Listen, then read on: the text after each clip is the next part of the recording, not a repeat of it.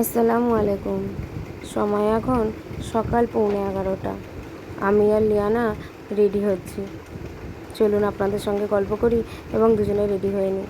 আসলে আমরা যাব আজকে বজবজে। আজকের আমাদের জার্নি হলো আন্দুল টু বজবজ। বজবজে আমার আব্বার বাড়ি। আজ থেকে প্রায় 6 মাস আগে গিয়েছিলাম বজবজে। তাই লিয়ানা প্রচণ্ড এক্সাইটেড এতদিন পরে মামার বাড়ি যাবে বলে। লিপ বাম লাগিয়ে নিয়ে, সানগ্লাস নিয়ে এই যে রেডি। দেখুন তো কেমন লাগছে আমার মেয়েকে।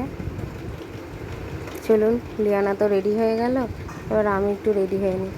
আসলে আব্বার বাড়ি যাচ্ছি এতদিন পরে, একটু সাজুগুজু না করলে চলে কি। আমিও ঘড়ি পরে নিলাম এবং আমিও রেডি হয়ে নিয়েছি। লিয়ানার পাপা গেছে স্কুটি নিয়ে আসতে। উনি যাবে না, যাব আমি আর লিয়ানা দুজনে। উনি আন্দুলে আমাদেরকে ট্রেনে তুলে দেবে। এই যে আমার আর লিয়ানার ফাইনাল লুক।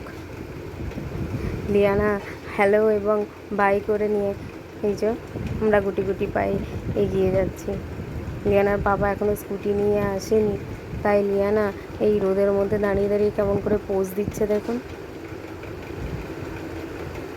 চলুন, তুয়াকাল তু আল্লাহ, তুয়াকাল তু আল্লাহ, তুয়াকাল তু আল্লাহ বলে আমরা বেরিয়ে পড়লাম আন্দুল স্টেশনের উদ্দেশ্যে। পৌঁছে গিয়ে আন্দুল স্টেশনে টিকিট কাটাও হয়ে গেছে। লিয়ানা এবং লিয়ানার পাপা দুজন মিলে দাঁড়িয়ে আছে এই যে সামনে। এই যে আন্দুল স্টেশন। এখনও ট্রেন আসেনি, তাই লিয়ানাকে বললাম পাখা দেখে একটু বসতে।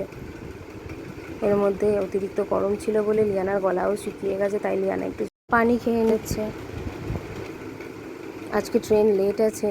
যাই হোক, মেছেদা লোকাল চলেও এসেছে। লিয়ানার পাপা আমাকে এবং লিয়ানাকে ট্রেনে তুলে দিয়ে আবার ফ্যাক্টরিতে ব্যাক করবে, তাই প্রচণ্ড ব্যস্ত।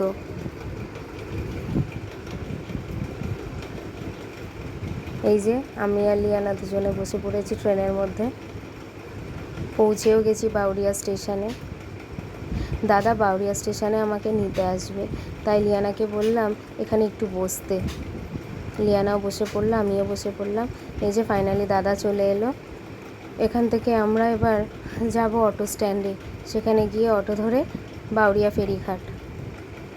অটো স্ট্যান্ডে চলে এসেছি, এবার অটোতে বসে পড়লাম। এই যে আমরা বাউরিয়া ফেরিঘাটে পৌঁছেও গেছি। লিয়ানা আর আমি পেছনে আছি, দাদা এগিয়ে যাচ্ছে। দাদা টিকিট কাটুক। চলুন আমরা ততক্ষণ একটু সামনের দিকে এগিয়ে যাই,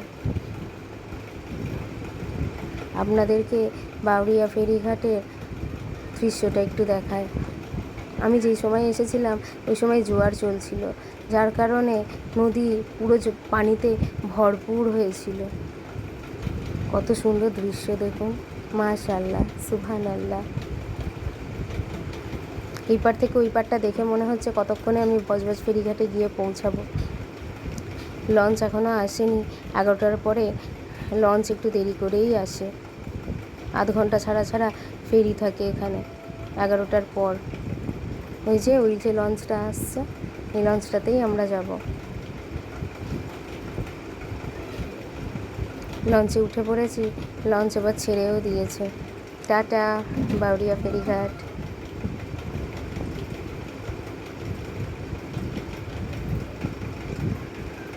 এই দৃশ্যটা খুবই মনোরম। ফাইনালি আমরা চলে এলাম বজবজ ফেরিঘাটে। এখান থেকে আবার অটো নিয়ে যাব। ওই যে ওই দিকটা দেখতে পাচ্ছেন, ওই দিকটা হচ্ছে বজবজ রেলওয়ে স্টেশন। আমি প্রায় কাছাকাছি চলে এসেছি। এই হলো বজবজ ব্যারিস্টার মোড়। চলুন, আমার নামার সময় হয়ে গেছে। ভিডিওটা কেমন লাগলো অবশ্যই জানাবেন। টাটা, খুদা হাফেজ।